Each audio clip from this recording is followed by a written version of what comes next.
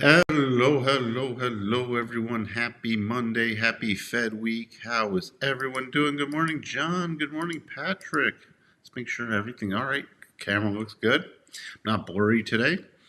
Thank you for putting in. We have SAIC there wasn't really much earnings today that were big, but SAIC was a beat. Good morning, Sterling. Sterling with also all the news in here, which we don't have time to get to right now. Good morning, Harold. Thank you for tuning in. Good morning, PMG. As always, thank you for being here. Martinez, good morning. Anissa, good morning. There's the retail sales numbers. But Sterling put in, good morning, Mark. Thank you for tuning in. Good morning, Tony. Morning, Royal Palms. Good morning, McRangers. Oh, was it? MicroStrategy, what's this? Purchases 130 Bitcoins. Of course. All right. So, what do we have going on this week? It's a week to not be asleep. Today we had retail sales coming in, bounce from last month, which again, there's a January hangover, but this, again, well below consensus. Well below consensus. Control group was higher, but X autos was a miss also. At X gas and autos was a beat. Year over year running 3.1%, but what's inflation running? Again, this is not an inflation adjusted number, retail sales. So if you think about that, I mean, retail sales have been flat on an inflation adjusted basis for a while, chopping back and forth. What else do we have going on today? Besides saying good morning to Jacob and MJ, happy Monday to you. We got business inventories coming out in very minor. Nothing that's really going to move the market today is all still going to trade. We had that nice bounce on Friday with that 15-minute double bottom that played out, and then we closed above the 62.5. So we're going to still be watching those bigger patterns. But what else is coming up this week? Tomorrow we got import, export data, but again, very quiet. Wednesday's the big day because you got the Fed pause, which will be a pause, but it's more important the press conference. Now we're back into what's Powell going to say in the press conference. Thursday, unemployment in Philly numbers, and Friday, yay, we got Williams speaking because the blackout period is over with the Fed meeting. Good morning, Heinrich. Hello, Charles. All right, so big things is really the biggest thing this week is Wednesday. Markets today. There's the refresh. Don't know why that was stuck on the old thing, but there's the refresh, sort of mixed with the mega caps, unless it's Palantir, which is up. Sort of a mixed day starting the week. Groups, energy and technology. By the way, energy is confirmed but not triggered the double bottom, but also has a potential double top in place against this very key resistance level. So it's going to be interesting to see which one plays out there, if any. They could both become invalidated. That's what we got there. Fed watch going into this week. I'm just refreshing stuff right now just to make sure. Again, it's a definite pause this week. There will be no shock. But again, a cut in June, a cut in September, and that's it. It's priced back to two cuts, from 3 cuts back to 2 cuts. Fear and greed. I still think we are in extreme fear, even with the bounce on Friday. But what's really besides price action, the other problem why that's stuck so low is the breadth is back to really crappy numbers. And the stock price strength. A lot of stocks are trading close to their lows versus their highs. More trading closer to their lows versus their highs. But we're still set up for some kind of bounce. Schiller PE, 30 back above 35, 35.21. And anybody who says this market is cheap now is hallucinating. But we are due for a technical bounce. Sterling putting in SAIC, and as he said, there was not much. After the close today, really nothing also. This week, there's just, you got General Mills, Williams-Sonoma on Wednesday. We got Micron and FedEx and Nike after the close on Thursday. That's about your biggest thing.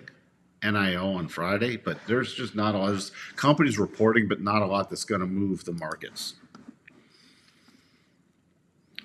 Happy St. Patrick's Day, David. Yeah, happy St. Patrick's Day to everyone. So let's just get straight into it. All right. We had the follow through off the 15-minute double bottom pattern, also closing above the 62.5. As I said, I was watching for on Friday, so we could still easily retest this high area. There is a little mini potential double top in play, may never trigger. Again, we have the percent P buy, and we do have price still favors the bounce. Price still favors the bounce, but I'm watching if we do close and follow through with a close on a 4-hour basis below 55.99, we could get a minor pullback. All right. Other than that, we've carved out a pretty decent bottom. Some people then might start looking at this as an inverse head and shoulders with shoulder, head, shoulder. I'm just going to wait for the bigger double to play out. And remember, that is on, it's still completely valid between this bottom and this bottom on a daily basis. So here's your two bottoms. If it closes above on a daily basis, 56.75, then we continue the probability shift to continuing the bounce, with those targets being 57.45, 57.80, and 58.16 area. Remember, it still is against the rotation zone. Okay, and on a weekly basis, again, even with that full bounce, it's just reconnecting. If we get that full bounce out of this, it's reconnecting with the major breakdown zone and the declining weekly rotation zone. And before that, even where this first target is, we have the hooking over 50. So, and also, does this do anything to invalidate the bigger double top that we've already hit the first and second targets on? No, it doesn't. Also, on the weekly basis, with the rally on Friday, we did not close below the weekly 62.5. Let me just pull off this. The weekly 62.5 was this blue line right here, so it did not shift the probabilities. Remember, the longer time frames are always more important than the shorter ones. So we could easily see a bounce and then the next rollover play if this double is going to complete. Also, we are at very oversold conditions, and cycles are at the bottom on the weekly and also turning up on the daily. So we have some upward pressure that we can easily see some follow through. All right, that's your S&P.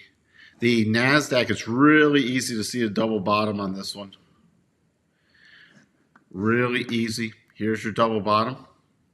Not yet confirmed or triggered. It needs a close above 19,788.75 to trigger, again against the rotation zone, but this could easily get to outside of the rotation zone if it does trigger. We got about 20,082, 20,229, and 20,376 are the targets upward. You also still, this is a little minor potential double top. It still qualifies, you see right there. So that's the only thing that would put me in a little pullback mode if it did get a 4-hour close below 19,550. Okay, other than that, still favors upward price. So on a weekly basis, you see here on the weekly, with the rally on Friday, it also did not close below the 62.5, so we did not have the probability shift on the weekly basis yet. Your overhead on the weekly basis rotation zone, first of all, by the top of the potential double pattern, we have the hooking over 50, and then if it did get beyond there, you have the declining rotation zone on the weekly basis right near the 50% harmonic. So even a stronger rally back to 20,750 area does not change the probabilities of another rollover play. You are welcome, Andrea. Thank you for tuning in. The Dow also had a percent B buy on Friday. I guess spend too much time. There's a little minor topping pattern, but everybody else can map this out themselves. Again, there's not a bigger double pattern on the Dow. So the key area I'm watching on a rally is back to 41,770. That's what I'm looking at there. The Russell also not a strong pattern, but a percent B buy on Friday. Okay, the key levels on the Russell. The very key levels are 2,000, about 2075, 2077 area. Then we have The big on any bigger rally in the Russell, you have running into a couple key resistance. You can see this 2075 is very key. And then the next area is right around 2136 if we did get a stronger rally. Again, oversold cycles at the bottom on the weekly, trying to turn up on the daily, and we triggered a bounce pattern. Remember, these aren't long-term buys from my perspective. They could be trailed. If something we get rip your face off rallies, they might turn into longer buys, but on my right now, they're only bounce plays with trailing. Sorry, I needed a little tea there. VIX continues to pull back. Remember, I said watch the bottom on Friday, watch the bottom of the rotation zone, which we pulled to. And now if we start breaking down below about 2175, I'll watch for the continued push higher. All right, going into the Fed meeting. Everything's then dependent on that Fed press conference. The DAX. Still watching to see if this is going to make a stronger double top pattern. It has to get above 23,195. On Friday, it did not close above the 62.5. It poked above it, did not close above it, and still in the topping area. Right now, it could be forming a little minor 4-hour double top, so I'll be keeping an eye on that too. Notes still has the potential double top in play. Other than that, there's no new pattern there. And on the yields, the confirmed double bottom, not triggered, but confirmed, is still in play. And because this has been confirmed, if this just keeps extending to the right, it won't invalidate the pattern because it has been confirmed. Remember, I went over that last week, the difference between confirmed and triggered. Dollar index carving out. Now, the trend is still down. However, we have put in the requirements for a potential double, for a bounce pattern. Nowhere near triggering yet, but that's the only thing I'm keeping an eye on because we are at a very, very key support level. A very key support level. That's why I'm keeping an eye on this. We're forming a potential double. Other than that, we have closed below, on the weekly basis, we have closed below the 62.5. So if this double does not trigger, I'm still watching 102.32 area. And then if we get through there, and that's going to be a very strong area because of the 200. The 200 is, you can see here, historically, the 200 was nice support base there, broke, little resistance shelf, then breaking above, turning into support, retesting that area back in September, holding. Remember, it doesn't have to be a brick wall. It's an area. So if we don't trigger this double and roll on down, I'm watching for this to be a very key area of support, even before the 87.5.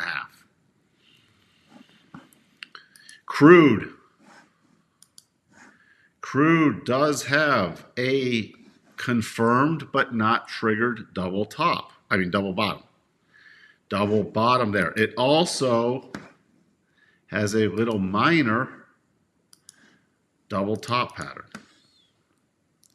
But this double bottom has been confirmed. It's going to be interesting. Now, cycles are at the top on the daily and still trying to turn up on the weekly. So you have very mixed cycles.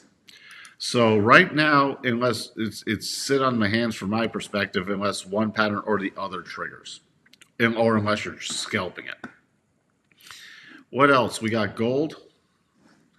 After the strong push-up, still trying to hold right at this 3K level. The pullback level is this 29.65 to 29.70 is a major pullback level.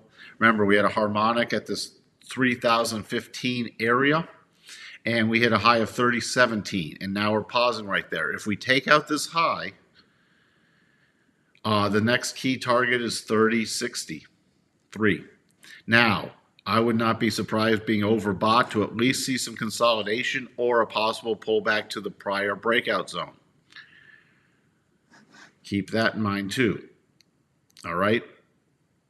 And we are getting some potential divergence setups on the longer term. Hey, Richard, how you doing? Arizona, they played pretty good.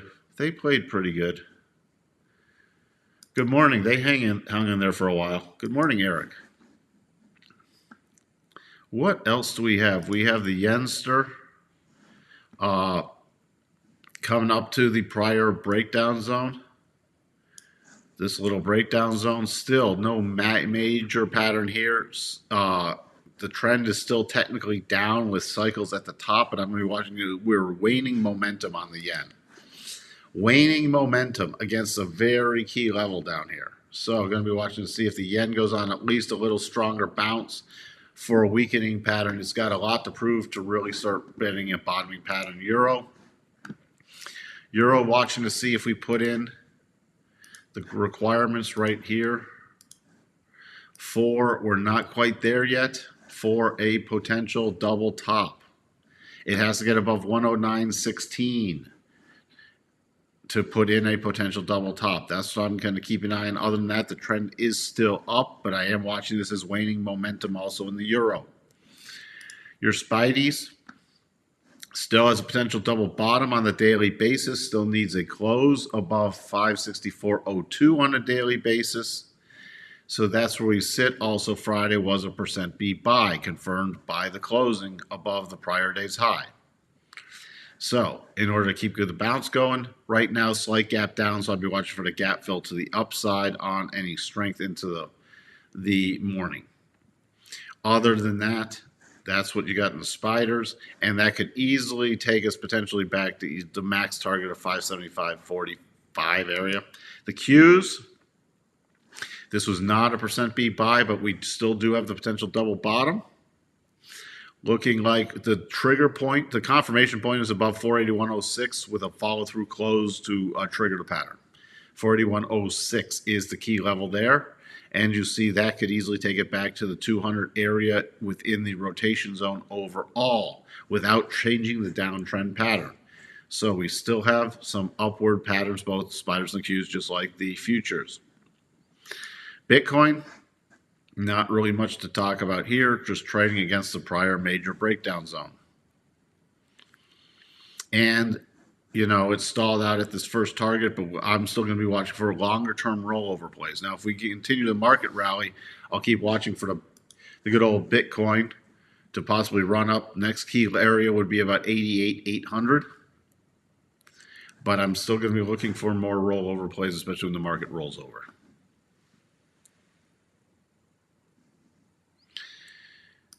It's a sunny day in Indiana, and the farmers are busting sod on Patrick's Day in Chicago, and they dyed the river green.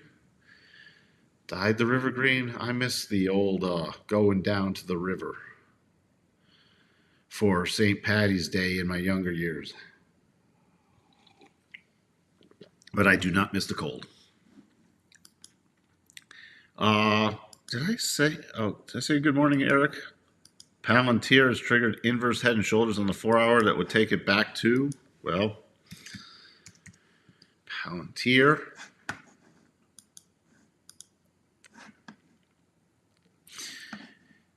Yeah, this little one, head, shoulder, has triggered a little one. You are correct, Sterling. Completely correct with that analysis.